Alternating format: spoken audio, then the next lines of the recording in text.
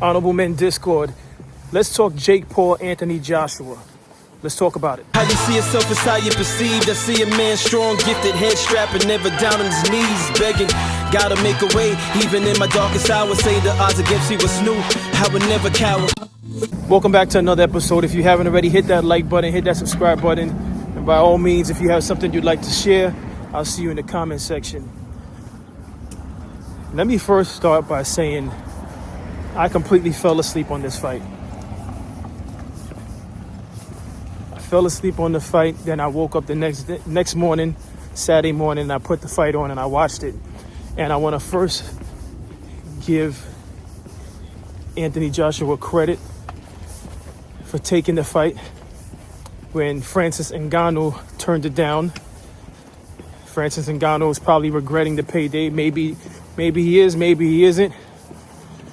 But I respect Anthony Joshua for taking the fight, because although I'm sure he knew in his mind he was a better fighter than Jake Paul, he's a fighter.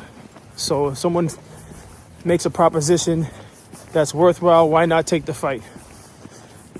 Some of you may disagree with me with that, but I'll see you in the comment section about that. But I don't see why not. And honestly, I've been waiting to see Jake Paul against someone who's actually active in the sport. Although Anthony Joshua was on a 15-month layoff. But second, I'd like to give Jake Paul his credit for stepping in the ring. It was a sloppy-ass fight. Yes, it was. But I got to take my hat off to him for stepping in the ring and giving it his all. That's all you could ask for as a boxer. I think one of the commentators on the panel mentioned that that's all it comes down to. There's no guarantee you're going to win, but the fact that you had enough heart to step in the ring is all that matters. But so I got to give Jake Paul his credit. But Anthony Joshua came into this fight, I want to say 243 pounds, which is the lightest he's ever fought in. He's been fighting somewhere in the area of 250 and above. So this was the lightest he's been, which is crazy to think that at his height, 243 pounds, Jake Paul had to deal with that. And deal with it he did, although he barely dealt with it. But the fight was sloppy. For those of you that didn't watch it, or those of you that are not members of Netflix, it was a sloppy fight. All right, it was a sloppy fight. By the time we got to round 4, it was 8 rounds of boxing. Let me start by saying that. It was 8 rounds of boxing. By the time we got to round 4, it was extremely sloppy. There was a lot of falling down. It became a circus. It became a circus to watch. Jake Paul kept falling down on the ground and clinching onto Anthony Joshua's legs. I didn't know what that was about. And a lot of running. A lot of running for good reason. That was probably part of Jake Paul's strategy. But he did a lot of running. And he tried to throw his signature punches where he would kind of duck and throw that right.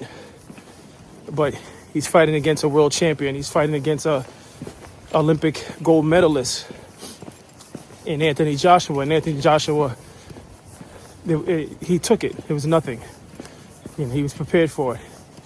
And by the time we got to round 6, it was lights out. Game over. Game over in the 6th round. There was only 8 rounds of boxing, but I'm pretty sure, I think the viewers in attendance and the world could tell you, we're sure that Anthony Joshua was pleased at the fact that the fight was over. I was happy for him because he wasn't going to win that fight. All right? He was not going to win the fight, and he was struggling out there. But to be honest with you, he should be thanking the referee also, because had the referee allowed him to continue, the 7th and 8th would have been brutal. It would have been worse than round 6. Because like I said, from the 4th round going into the 6th round, it progressively got worse for Jake Paul. It progressively got worse. But both gentlemen made their money. And what else could you say about that? Again, I salute both of them for stepping in the ring.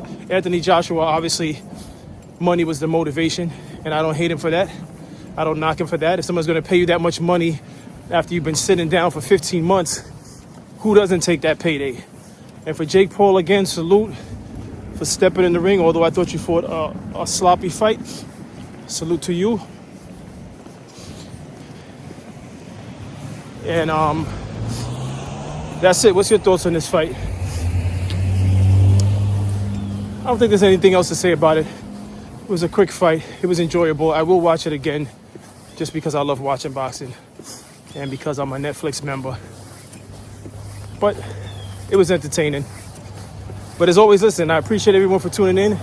If you haven't hit that like button, hit that subscribe button. And by all means, if you have something you'd like to share about this boxing event, I'll see you in the comment section. As always, stay honorable.